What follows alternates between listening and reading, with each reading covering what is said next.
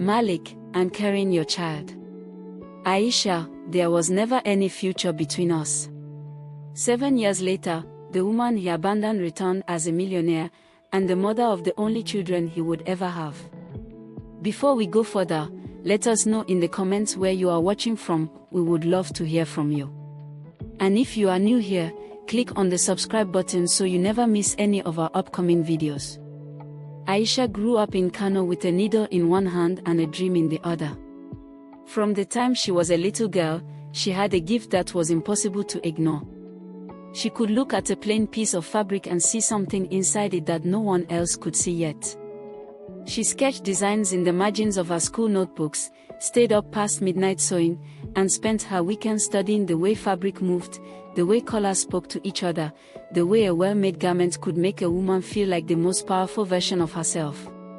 Fashion was not just a passion for Aisha. It was her language. It was the way she made sense of the world. Everyone who knew her understood that she was going somewhere. She had the kind of quiet, unshakable confidence that does not announce itself but that you feel the moment she walks into a room. That was the Aisha who met Malik Haruna. Malik was older, well-dressed, and wealthy in the way that makes everyone around you feel comfortable when you speak. He pursued Aisha steadily and with charm. He was patient, attentive, and said all the right things at all the right times. He met her family. She met his. They talked about the future, about building a life together, about what was possible, about forever. Aisha believed him. She had no reason not to. She opened herself up completely, her trust, her loyalty, her heart, and eventually all of her hope. She loved Malik the way young women love when they have never been given a reason not to, fully, without reservation, without protecting herself from the possibility that it could all be taken away. Then she found out she was pregnant. She told him expecting joy. She told him expecting the man she loved to step forward the way a man who truly loves a woman steps forward. What she got instead was silence. Then distance. Then excuses. Then nothing. Malik became unreachable almost overnight. Calls went unanswered. Visits were avoided. And before Aisha could fully understand what was happening, the news reached her the way painful news always does, through other people. Malik was engaged. Not to her. To the daughter of a powerful senator. A union of wealth, influence, and political connections. A calculated decision dressed up as a love story. Aisha went to him. She deserved that much, to hear it from his own mouth. But what she received was not honesty. It was cruelty. Malik, standing beside his mother, looked at the woman carrying his children and denied everything. His mother went further. She accused Aisha of fabricating the pregnancy, of scheming, of trying to trap a successful man with a lie to elevate herself. The confrontation did not stay private. It spread. People talked. Phones buzzed. The story went viral in the way humiliating stories do, fast, merciless, and completely indifferent to the truth.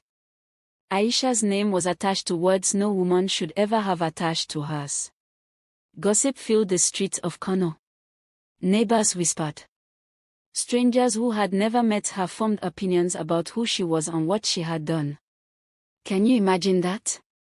Standing pregnant, alone, and having the man responsible for that pregnancy stand in front of an audience and call you a liar. How would you feel? What would that do to your sense of self, your sense of worth, your ability to believe that anything good was still possible for your life? Aisha did not collapse. But she came very close. She moved back in with her aunt, the quiet, warm woman who asked no questions and made no judgments, who simply opened her door and made space for her niece and whatever was coming next. And what came next was two of them. Twin daughters. Aisha named them Amira and Aisha, names that meant noble and one who brings life. She held them in her arms in that small room in her aunt's house and made a silent promise that the story of how they came into the world would not be the story that defined their lives. That promise became the fuel that kept her moving on every day that felt impossible. And there were many days that felt impossible. Money was scarce. Opportunities were few. Raising 2 babies while carrying the weight of public shame in a city where everyone knew her face and her story was one of the hardest things a human being can be asked to do. There were mornings she woke up exhausted before the day had even started. Nights she sat with her daughters sleeping on either side of her and wondered quietly what her life would have looked like if she had chosen differently, loved more carefully, protected herself more wisely. But she never stayed in that place long. Because Amira and Aisha were real, and they were hers, and they needed their mother to keep going. She kept going. She never stopped designing. Even in the middle of all that hardship, Aisha sketched. On whatever paper she could find, with whatever pen was available, she kept creating. It was the one part of herself that Malik and his mother and the gossip and the shame had not managed to take from her. Her talent was still there, still intact, still quietly insisting that it had a purpose and a destination. One afternoon at the market, everything changed. A woman collapsed in the heat, a well-dressed, older woman who had been shopping alone and had simply gone down without warning. Aisha was the first person to reach her. She stayed with the woman, kept her calm, got her water, and waited until help arrived. The woman's name was Mrs. Ajinola Behind. She was the founder and owner of one of the most respected fashion houses in Lagos, a company that had dressed some of the most influential women in the country. As she recovered, she noticed something. Aisha was wearing a dress. A dress she had clearly made herself, the stitching precise, the cut elegant, the fabric chosen with an eye that most designers spent years trying to develop. Mrs. Behind asked about it. Aisha told her the truth. And Mrs. Behind, who had spent decades in the fashion industry and knew genuine talent the moment she encountered it, offered Aisha a job in Lagos before she left that market. Aisha stood there for a long moment after Mrs. Behind walked away. She looked down at her hands, the same hands that had been sewing since she was a child, the same hands that had held her daughters the night they were born, the same hands that had wiped her own tears in the dark more times than she could count. And she understood that this was the moment she had been holding on for. She left Amira and Aisha in her aunt's loving care and moved to Lagos. The years that followed were not easy. They were not glamorous. They were not the kind of years people post about online. They were early mornings and late nights, learning from the best in the industry, absorbing everything, asking questions, making mistakes, correcting them, growing. Aisha worked harder than anyone around her because she was not just building a career. She was building a future for 2 little girls who were growing up without their father and who deserved a mother who had refused to give up on herself. Every long night was for Amira. Every early morning was for Aisha. Every sacrifice was for the promise she had made in that small room in her aunt's house years before.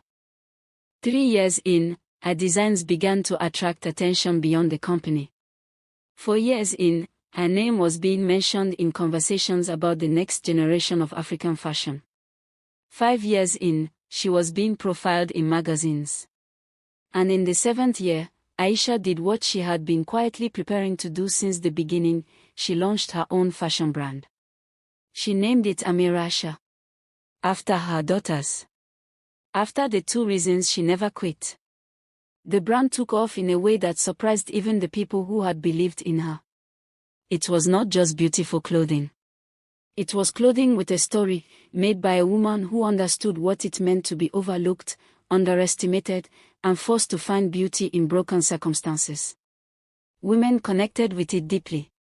Others came in from across the country, then from across the continent. Aisha became wealthy. She became respected.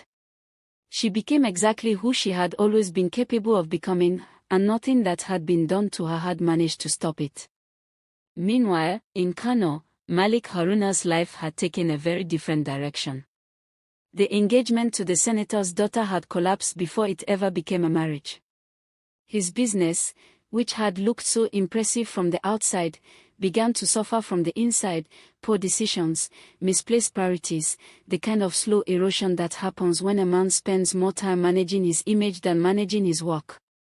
He married twice after the failed engagement. Neither marriage lasted. And through all of it, the thing that haunted him most was not the money or the failed relationships. It was the daughters he had denied. Word had reached him years earlier through mutual connection that the twins were real, that Aisha had given birth to 2 healthy girls. He had pushed the information aside. But time has a way of bringing things back around. 9 years after he had stood beside his mother and called Aisha a liar, Malik learned that the woman he had abandoned was now the founder of one of the fastest-growing fashion brands on the continent. That Aisha, the girl from Kano he had publicly humiliated, was wealthy, influential, and coming home. Aisha returned to Kano not just as a successful businesswoman. She returned with a purpose. She opened a fashion academy in the heart of the city, a school specifically designed to help young girls from communities like the one she grew up in to develop their talents, build skills, and pursue careers in the creative industry. She wanted to make sure that no young woman with a gift and a dream had to wait for someone else to believe in her before she started believing in herself. The academy became one of the most talked about initiatives in the region. And Aisha, who had once been the subject of gossip in those same streets, was now the subject of admiration. It was in this season that Malik came to her. He came with his mother. They came without the arrogance and the accusations of 9 years earlier. They came with their heads bowed and their words careful, and they apologized for the denial, for the humiliation, for the years of absence, for every consequence that their cruelty had produced in Aisha's life and in the lives of 2 little girls who had grown up without a father. Aisha listened. She sat with the apology. And then she did something that took more strength than anything she had built or achieved. She forgave them. Not because they fully deserved it. Not because the pain they had caused no longer existed. But because she had carried that weight long enough, and she was done letting their choices occupy space in her future. But forgiveness, she made clear, was not the same as restoration. Malik asked about the girls. She told him that Amira and Aisha were healthy, thriving, and extraordinary, and that she would allow him to know them, because they deserved to know where they came from, and because denying them that knowledge would make her no different from the people who had once denied them a father. But she said it plainly and without cruelty, the door back to her was permanently closed. Not out of bitterness. Not out of revenge. But because she had spent 9 years learning her own worth, and she was no longer available to anyone who had needed a decade of loss to recognize it. Malik had no answer for that. There was nothing to say. The story ends the way the best stories do, not with a dramatic confrontation or a public victory, but with a quiet, ordinary evening. Aisha sitting with Amira and Aisha in the home she built with her own hands, in the city where people once whispered about her, listening to her daughters laugh. 2 girls who carry their mother's strength in their blood and their grandmother's love in their memories and the name of a brand on the lips of women across an entire continent. The rejection that once felt like an ending was never an ending. It was the first sentence of a story that Aisha wrote entirely on her own terms. And that is the question this story leaves with every single one of us watching right now.